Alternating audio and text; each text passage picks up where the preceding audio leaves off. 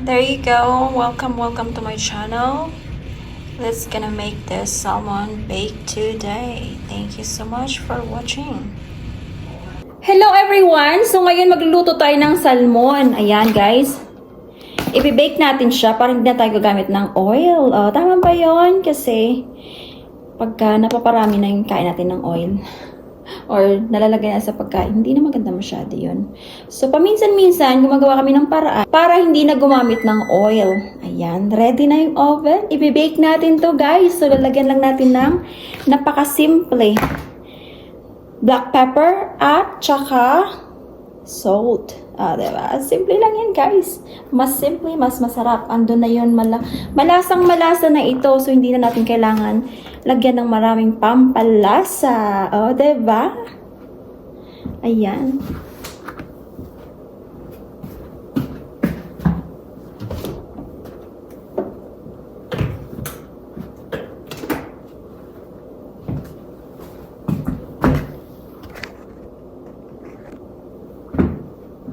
So, ayan guys, nalagyan lang natin ng konting asin at saka paminta.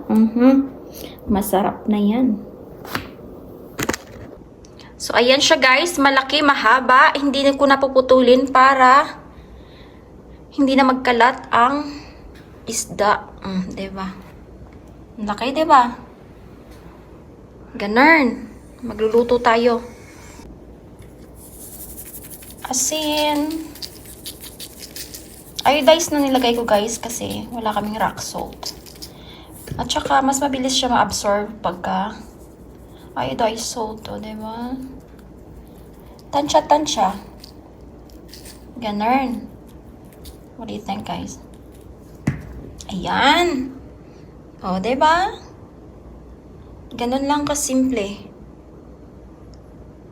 Lalagay na natin siya sa lutuan.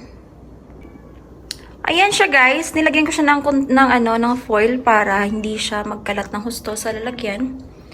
Ayan, nilipat lang natin to dito. Pero bago yan, lalagyan muna natin siya ng